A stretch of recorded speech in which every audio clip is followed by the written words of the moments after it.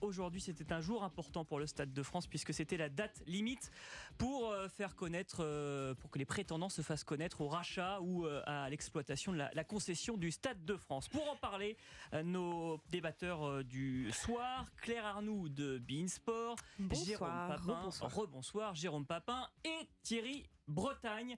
Avec cette question déjà, messieurs, dames, parce que on avait l'impression quand même que c'était un stade mal aimé, que personne n'appréciait, mal fait, à l'origine pour la Coupe du Monde 98 en France, sans vie, sans véritablement d'âme. Et là, on a au moins le Paris Saint-Germain qui s'est positionné, ça s'est confirmé. Le consortium qui en avait déjà l'exploitation depuis 1998, Bouygues, Vinci, qui s'est aussi positionné. On a l'UEFA qui a dit lors des précédentes semaines pourquoi pas acheter le stade et installer nos compétitions, jouer toutes les finales dans un même endroit, par exemple. Pourquoi pas. La FIFA qui a aussi dit bon, ça pourrait peut-être nous intéresser. Bref, d'un seul coup, c'est un stade qui a intéressé tout le monde. Jérôme Papin, ce Stade de France, les gens sont vraiment intéressés par ce Stade de France ? Non, j'y crois pas une seule seconde. Mais alors pas une seule seconde. D'abord parce que un stade, pour pouvoir vivre sur un business plan digne de ce nom, c'est une centaine de manifestations à minima par an. D'accord ? Donc si vous prenez foot ou rugby, qu'importe, vous aurez au bas mot maximum, même si on prend le Paris Saint-Germain, allez, entre 30 ou 40 en fonction de jusqu'où vous allez en Coupe d'Europe par exemple, de rendez-vous. Le reste, il va falloir les créer.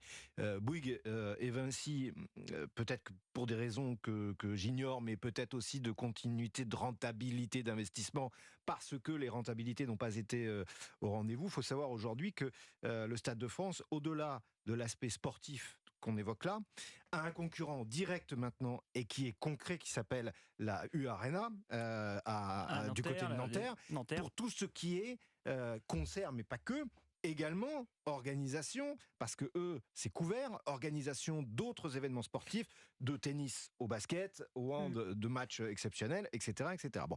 Donc ça veut dire que ce stade, je ne crois pas une seule seconde à la capacité de tous ceux que vous venez de citer, à l'exception du PSG qui aurait fait acte de candidature, mais à mon avis, c'est plus pour revenir à la table potentiellement de la négociation avec la mairie de Paris pour leur dire, écoutez, voilà, on va trouver un accord, sinon on ira là-bas. Pour les autres, très sincèrement, l'UEFA, la FIFA, mais alors pas une seule seconde. Hein. On va reparler évidemment des propos, notamment d'Anne Hidalgo ce matin chez nos confrères de RFI. Claire Arnoux, oui.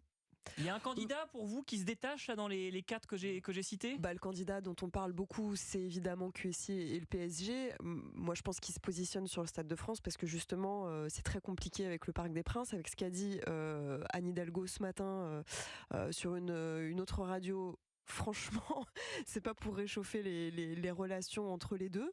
Donc je pense que là, ça va être très très compliqué. Moi, ça me fait vraiment mal au cœur de me dire que le PSG va partir du Parc des Princes. Potentiellement, comme c'est beaucoup une d'anciens, possibilité. j'ai l'impression. Ouais, parce que joueurs, en tout cas.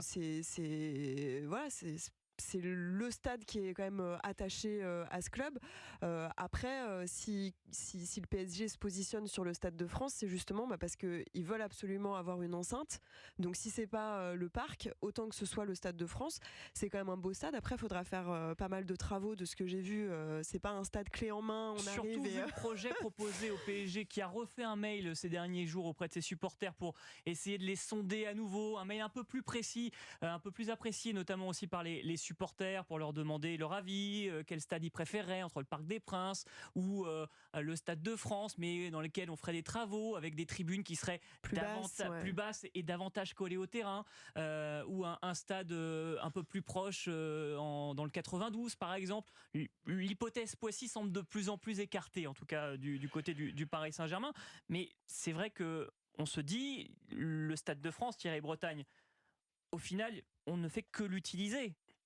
De la part de tous ces candidats, ils s'en servent, mais ils ne s'en servent pas pour vraiment rentrer dedans. Ah, voilà la vraie question. En fait, ça devient un objet purement politique, ce Stade de France. C'est ça qui est terrible, et pas pour les meilleures raisons. Il était politique au départ, quand il a été créé, mais pour de nobles raisons. Déjà pour organiser la Coupe du Monde 98, ça n'est toujours pas une réussite sportive absolue, parce qu'effectivement, il sonne le creux bien souvent. Sa sonorisation ne plaît à personne. Les grands concerts y trouvent quand même un théâtre et un cadre à leur dimension. Mais le problème, c'est que maintenant, on a le sentiment qu'il est l'objet, effectivement, et pour la meilleure des raisons, d'un plan B du Paris Saint-Germain, parce que le Paris Saint-Germain a le sentiment assez légitime qui s'est fait trimballer par la mairie de Paris. Il n'y a absolument aucun doute. Souvenez-vous qu'en 2011, la première proposition au Parc des Princes déjà, au Parc des Princes, de Nasser El Khalafi au maire de Paris à l'époque, Bertrand Delanoë, c'était déjà de raser le parc, ce qui lui a été évidemment immédiatement refusé. Donc ils avaient déjà en 2011 Ce projet.